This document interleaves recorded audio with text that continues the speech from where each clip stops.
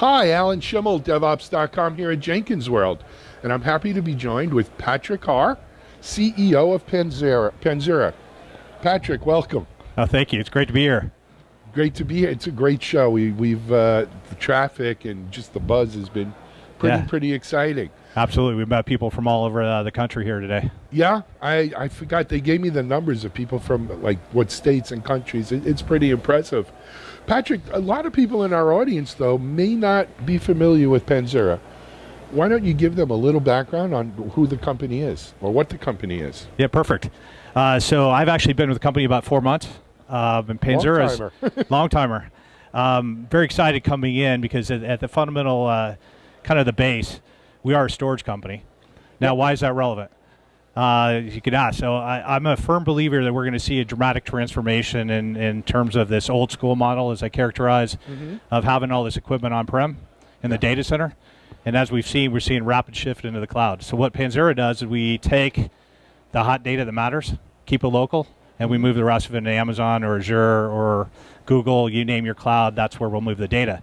So now why does that become important from a DevOps perspective? A lot of times what you have, again, I'm a big fan of the DevOps space, containers, the microservices, and really at the end of the day, it's about people, process, and technology. And if you look at waterfall to agile and now move to a full DevOps process, a lot of times you still, when you're doing these builds, you have large builds or even smaller builds. And now how do you take advantage of global resources, whether that be from a testing standpoint, a development standpoint, and in turn, how do I move artifacts of those builds around to each one of those locations? So I can now take advantage of remote testing, remote development, and do it in such a way where I'm not dramatically accelerating the delivery of that software to market. So we have several customers that are already doing this today, like Electronic Arts, National Instruments, Kofax, several other very large companies. In the case of EA, they were before us. It was 36 hours to do a build and then move that to the different locations. So much so, it was actually such a bad process. They were using FedEx trucks. That was our SLA. Yeah. And these were large games. Speed of light. And they were pushing 1.2 petabyte of data around the world. Wow. So think about that for a moment. Now, after us, that's below 10 minutes to move those builds. That's pretty and so impressive. With that, they've gone from 1 test a week to 100 tests a day. So what does that mean? High quality software. And now I could get those games out faster to market. Yeah. So that's why we're relevant in the DevOps space and why I'm so excited about what we can do, working hand in hand with, obviously, a big fan of Jenkins as well and what it does in the build process. Absolutely.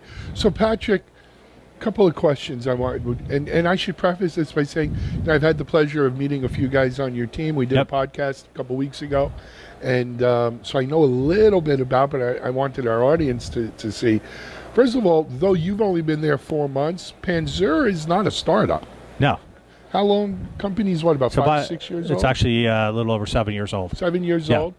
And I mean, I'm not asking you to give out your revenues or employees, but you have quite a number of customers. You've been very successful in this cloud storage space. Absolutely.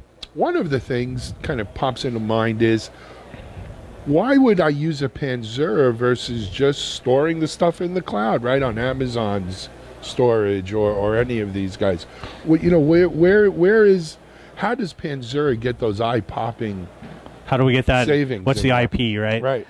So let me just give you a few stats. We're a little over 130 employees. Wow. Right. We have several hundred customers. We do billions of transactions in our global file system. We push over 2 petabyte of new storage a month into Amazon. So it's fairly sizable footprint. So what makes us unique is we built what's called a global file system. And it's really that global file system with Amazon as the backbone that enables us to immediately replicate any of those changes in the build worldwide.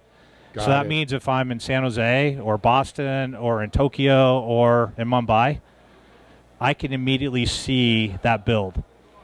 So that means in real time, I can take that build, do test on it, or in real time, I can collaborate. I can actually do development on that and then move it back. That's so great. That's what's unique about what we bring to the table. So I mean, to be clear, we're not just talking about quote-unquote raw storage. No. We're really talking about you have a managed file system. It's almost file system as a service. It is a managed global file system. It's a managed service there, yes. File system as a service that's, you know, not infinitely scalable, but massively scalable with using that Amazon backbone.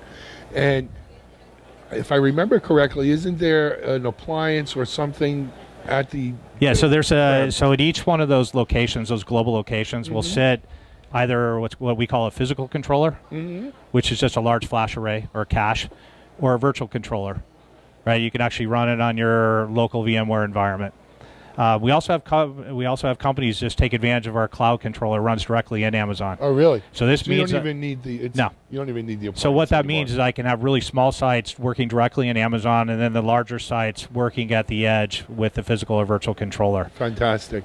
And Patrick, one of the other things that I would not surprised, but that came out of my conversations with Barry and team was, someone would hear this and say, "Oh, this is a big company solution. I must, I got to be a Fortune 500 to utilize that kind of data, scalability." But the fact of the matter is, really, if you're any organization that has more than one office and you're storing data, in multiple locations, this is a big winner for you. Absolutely. If you have realistically if you have 3 or more locations and you're moving builds around, we're a sweet spot for you.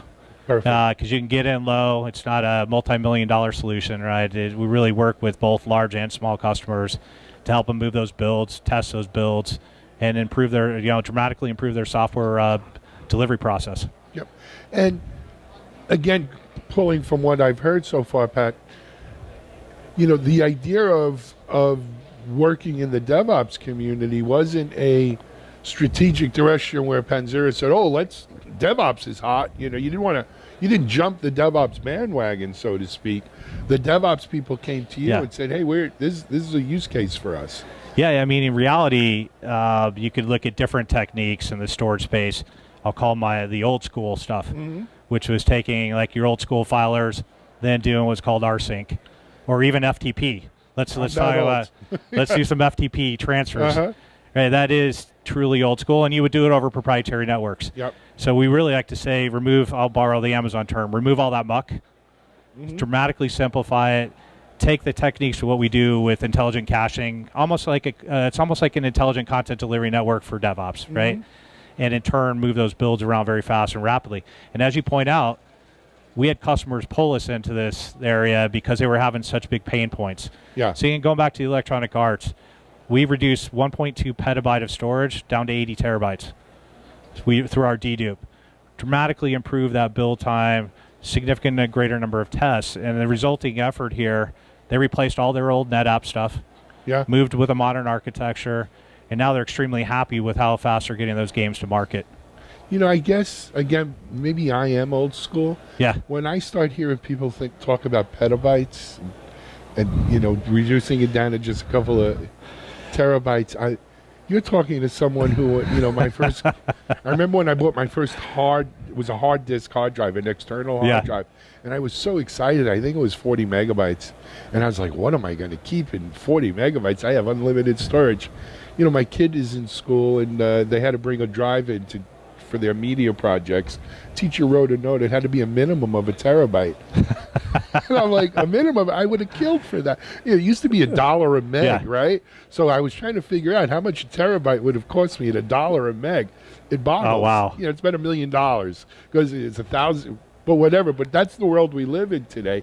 And so we need solutions that operate at that scale. Yeah, you have to be operating at petabyte scale. And this is a great thing about the combination of what we do with Amazon, us with Azure, us with Google. We don't necessarily care which public cloud you are behind the scenes, or even a private cloud if you want to do large-scale mass on highly regulated environment. The key thing here is you do have to work at that large scale. That's what the Internet's about. Look at Internet of Things. So now we're talking about generating petabytes and petabytes a day. Sure. Not just even over a period of time. And that's what we have to work with. Absolutely. It's not bloat. It's just the way it is. Anyway, Patrick, we're happy to have Panzura in the DevOps space more and looking to find out more. And continued success. We'll be talking again more. Yeah, look forward to great things in this market. Absolutely. Patrick Harr, CEO of Panzura. This is Alan Schimmel for DevOps.com.